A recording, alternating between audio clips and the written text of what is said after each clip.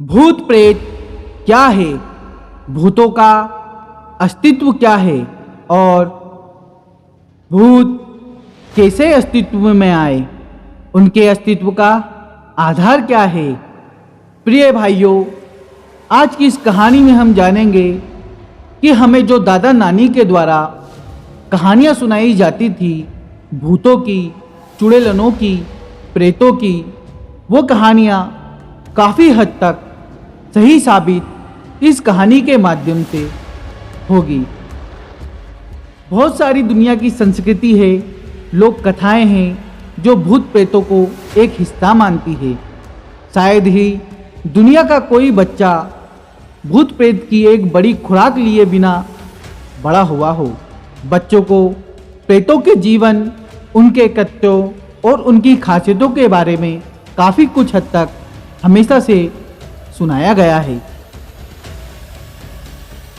इसकी सही समझ की कमी इसलिए है क्योंकि हमारी जो सोच है, बल्कि केवल इसलिए है कि हम शरीर में होने वाली एक्टिविटी को ही जीवन समझते हैं। लेकिन बंधुओं, जिन्हें आप प्रायः भूत कहते हैं, वे भी इस दुनिया में मौजूद है, अर्थात भूत की सत्ता इस दुनिया में मौजूद है। आप कहेंगे कैसे?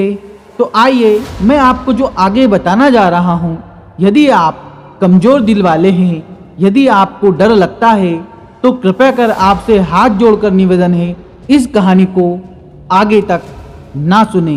यदि आप हिम्मत बहादुर वाले हैं तो ही इस कहानी को अंत तक सुने। बंधुओं, भूत प्रेत असल में है क्या? सारे प्राणी समय, स्मृति और ऊर्जा का एक मेल होते हैं। इन तीन में से समय आपके हाथ में नहीं है, लेकिन जिस तरह आप अपना जीवन जीते हैं उसी के अनुसार यह निर्धारित होता है कि आप कितनी स्मृतियाँ इकट्ठी करके रखे हैं या नष्ट करेंगे। मान लीजिए बहुत सारी गतिविधियाँ और एक खास एकाग्रता से आपने बहुत सारी स्मृतियाँ का उसके प्रारब्ध कर्मों वाला भाग बहुत जल्दी उपभोग कर लिया। अब अगर आप संचित कर्मों का भंडार खोलने में असमर्थ है, आपकी मृत्यु असमय हो जाएगी, क्योंकि ऊर्जा अभी भी तीव्र होती है, लेकिन आपकी स्मृति समाप्त हो चुकी है। एक बार आपकी स्मृति के समाप्त हो जाने पर या तो आपकी मृत्यु हो जाएगी या आप एक निष्क्रिय अवस्था में जा सकते हैं। लेकिन आमतौर पर यह होगा कि आप जीवित नहीं रहेंगे, क्योंकि स्मृति के नष्ट हो जाने पर बहुत सी ऐसी चीज़ें हैं जो काम नहीं कर पाएगी। हालांकि अगर आपकी ऊर्जा खत्म हो जाती है और स्मृति बनी रहती है, तब भी आप मर जाएंगे। प्रेत की एक अभिव्यक्ति होती है, लेकिन प्रेत का शरीर नहीं होता। उसे चलाने के लिए पर्याप्त ऊर्जा नहीं होती, तो शरीर खत्म हो जाता है, लेकिन स्मृति अभी भी प्रबल होती है, इतनी प्रबल कि लोगों के द्वारा महसूस की जा सके। एक तरह से आप कह सकते हैं कि हर कोई एक प्रेत है, हर कोई एक भूत है। अब आप शरीरधारी प्रेत है या देहहीन प्रेत है, यही एकमात्र सवाल है। और सभी प्राणी शरीरधारी या शरीरहीन अपने जीवन को केवल अपनी कर्म संरचनाओं के आधार पर ही चला रहे हैं। एकमात्र अंतर यही है कि जब आप शरीर में होते हैं तो आपकी अपनी इच्छा का उपयोग करने की अधिक संभावना होती है। बस इतना ही। भूत प्रेत कहलाने वाले प्राणी वो होते हैं जिन्होंने आमतौर पर अपने शरीर को स्वाभाविक तरीके से छोड़ा होता है। उनके प्रबल प्रारब्ध कर्म बाकी होते हैं। वो शरीर तो छोड़ चुके हैं, लेकिन उनके जो प्रारब्ध कर्म हैं वो बाकी है, क्योंकि वे किसी दुर्घटना, बीमारी, आत्महत्या या हत्या के कारण मर जाते हैं। किसी तरह उनका शरीर इतना टूट गया हो कि जीवन को और अधिक कायम नहीं रख सकते। ऐसे प्राणियों की एक सघन मौजूदगी होती है और उनकी प्रवृत्तियाँ बहुत प्रबल होती है। वे एक खास तरह से सक्रिय होते हैं। आप उन्हें महसूस कर सकते हैं या उन्हें आसानी से देख भी सकते हैं। एक प्रेत के रूप में मौजूदगी या एक प्रेत का जीवन अगर आप इस तरह कहना चाहें तो यह अवांछनीय माना जाता है, क्योंकि यह अनावश्यक रूप से एक लंबे समय तक खींच सकता है। मित्रों, मान लीजिए एक व्यक्ति की मृत्यु हो गई है, जिसके खाते में मरते समय मतलब उसके जीवन के जो कर्म थे वो कुछ मात्रा में बाकी रह गए। यदि वह भौतिक शरीर में होता तो हो सकता था कि उसके प्रारब्ध कर्म और सचेतन कार्यों के द्वारा वो कुछ ही सालों में वो कार्य कर लेता, लगभग 10 से 20 सालों में वो कार्य कर लेता। अब जबकि कोई भौतिक शरीर उसके पास है नहीं, तो कर्मों का विसर्जन सचेतन कार्यों के द्वारा न होकर केवल प्रवृत्तियों के द्वारा होगा। तो परिणाम स्वरूप क्या होता है कि उसका जीवन काल 20 साल के बजाय 200 से 2000 सालों तक आगे बढ़ सकता है।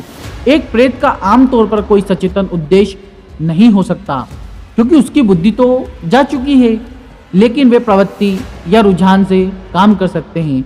मान लीजिए जब व्यक्ति जीवित था तब उसकी प्रवृत्ति लोगों को चिमटी खुरने की थी। अब उसके शरीर के चले जाने के बाद भी वह लोगों को चिमटी ही खुरेगा। यह मायने नहीं रखता कि किसे वह चिमटी खुरेगा, पर वो खुरेगा। मान लीजिए कोई जीवन भर खीख ही करके हंसता रहा, उसका प्रेत भी खीख ही करता रहेगा। ये हरकतें प्रवृत्ति से होती है, किसी सचेतन उद्देश्य से नहीं। अगर आप किसी प्रेत को देख लेते हैं तो आपके अपने ही अवरोधों और सीमाओं के कारण आप सचमुच विक्षिप्त हो सकते हैं। अधिकतर यह आपकी मनोवैज्ञानिक प्रतिक्रिया होती है, इसका उस प्राणी से कोई लेना देना नहीं होता है। मान लीजिए आपने आसपास अजीब भावनाएं उमड़ने लगती है, ये जरूरी नहीं और उसका उस प्राणी से कोई लेना देना भी नहीं, लेकिन बदकिस्मती से उन्हें इसके लिए बहुत अधिक निंदा सहनी पड़ती है। मित्रजनों, हमने अंग्रेजी शब्द में एक घोस्ट शब्द जरूर सुना होगा। यह घोस्ट शब्द प्रायः सभी देहहीन प्राणियों के लिए अर्थात भूतों के लिए प्रयोग किया जाता है, लेकिन इन प्राणियों में विविधता का संदर्भ यह है कि वे कहाँ से आए हैं, उनकी क्षमता क्या है और वे कहाँ जा रहे हैं। कुछ ऐसे हैं जिन्होंने अपने प्रारब्ध कर्म समाप्त करने से पहले ही शरीर खो दिया है और अब भटकते फिर रहे हैं। फिर देहहीन योगी आते हैं, गंधर्व आते हैं, देव आते हैं। वह उस अवस्था तक एक निश्चित समय के लिए या तो आनंद उठाते हैं या उसकी पीड़ा भोगते हैं और तब फिर से एक भौतिक शरीर धारण कर लेते हैं। सरलता के लिए जो प्राणी जागरूक है और उन्होंने नया शरीर धारण करने से इनकार कर दिया है और अपने विलय होने के रास्ते तलाश रहे हैं, उन्हें हम मोटे तौर पर दिव्य प्राणी कहते हैं। जो प्रचंड है, उनकी एक सक्रिय मौजूदगी होती है और लोग उन्हें महसूस कर सकते हैं। उनकी एक रूप या एक आकृति हो सकती है जो कम से कम दूसरे लोगों के अनुभव में लगभग भौतिक होते हैं। मध्यम प्रकार के वैसे नहीं होते, लेकिन वे लोगों के साथ कुछ चीज़ें घटित होने का कारण बढ़ सकते हैं। अर्थात भूत भी प्रबल, मध्यम, निम्न प्रकार के हो सकते हैं। इसलिए भूतों का अस्तित्व होता है। अब यह समस्या है कि कैसा पता लगाया जाए, क्या वास्तविक है और क्या बस एक मनोवैज्ञानिक घटना है। यह एक गंभीर चुनौती है, क्योंकि हर बेवकूफ़ यही सोचता है कि उसने किसी भूत को देखा है या किसी प्रेत ने उस पर कब्जा कर लिया है। उसे पूरी तरह नकारना भी गलत होगा। हालांकि ये प्राणी प्रयोजन रखने में अक्षम होते हैं, लेकिन हो सकता है कि वे विवश होकर कुछ करें और उनमें अपनी आनुवांशिक स्मृति को खोजने की प्रवृत्ति होती है। शायद वे कहीं और सहज महसूस न करें। मेरे विचार से यह पूरी समस्या इसलिए है क्योंकि लोग अनुमान लगाते रहते हैं कि ये प्रेत हमारी प्रतीक्षा कर रहे हैं और वे आपको देखकर ही आप पर झपट पड़ेंगे। यह सब कुछ उन लोगों द्वारा रचा गया है जो इससे कोई फायदा उठाना चाहता है। आप उन्हें पेशेवर प्रेत भी कह सकते हैं। यह सब उन फिल्मों के कारण है जहां दिखाया जाता है कि मरा हुआ व्यक्ति किसी बादल पर आपका इंतजार कर रहा है, जो आपसे बात करना चाहता है या सुनना चाहता है कि आप क्या कह रहे हैं।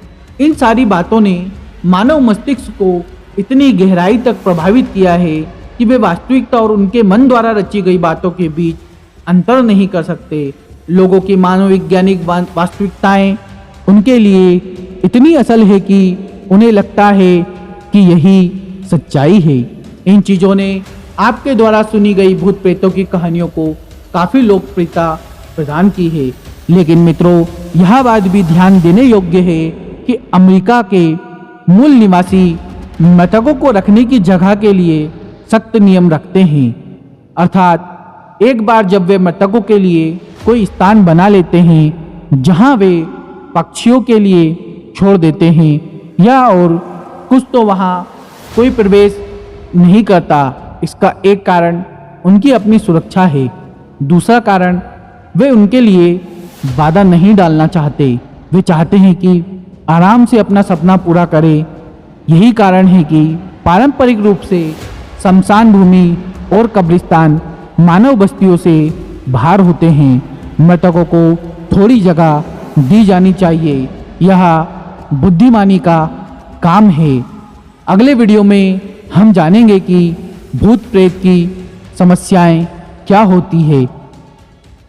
आशा करता हूँ यह वीडियो आपको पसंद आया होगा। यदि आप हमारे चैनल पर नए हैं तो चैनल को सब्सक्राइब कर लें और अपने मित्रजनों के साथ शेयर भी अवश्य करें। मिलते हैं किसी नई जानकारी के साथ। जब तक के लिए जय श्री महाकाल, जय श्री राधे।